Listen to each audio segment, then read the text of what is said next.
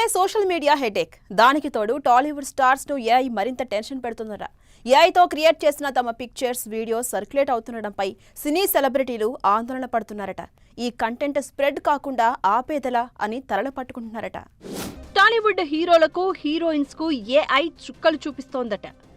ఎప్పుడు ఎవరు ఏఐ బారిన పడతారో తెలియని పరిస్థితి ఉందంటున్నారు. తమ ప్రమేయం లేకుండా సోషల్ మీడియాలో సర్క్యులేట్ అవుతున్న ఏఐ వీడియోలతో తమ క్రెడిబిలిటీ పోతుందంటున్నారు. తమ ఏఐ వీడియోలు నెట్టింట్లో స్ప్రెడ్ అవుతూ ఉండడంతో ఇబ్బందిగా ఫీల్ అవుతున్నారట.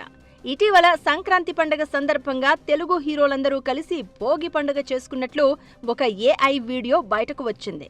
ఇక ప్రభాస్, అనుష్క మ్యారేజ్ చేసుకున్నట్లుగా ఓ ఏఐ వీడియో బాగా వైరల్ అయింది.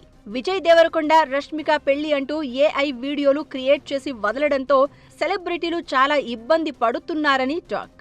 ఇంకా సినిమాల్లోకి ఎంట్రీ కాకముందే పవన్ కళ్యాణ్ కొడుకు అఖీరా నందన్ లవ్ స్టోరీ అంటూ వచ్చిన ఏఐ వీడియో మిలియన్ వ్యూస్ దాటేయగా ఇంగ్లీష్ వెర్షన్ను 25,000 మంది దాకా చూశారు. దీంతో అఖీరా నందన్ కోర్టుకెళ్లి ఏఐ వీడియోను డిలీట్ చేయించాడు.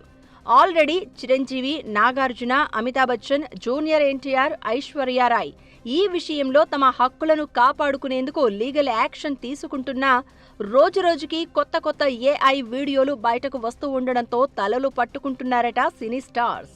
తమకు సంబంధం లేకుండా స్ప్రెడ్ అవుతున్న ఏఐ వీడియోలపై టాలీవుడ్ సినీ నటులు త్వరలోనే ఓ నిర్ణయం తీసుకోబోతున్నారని టాక్.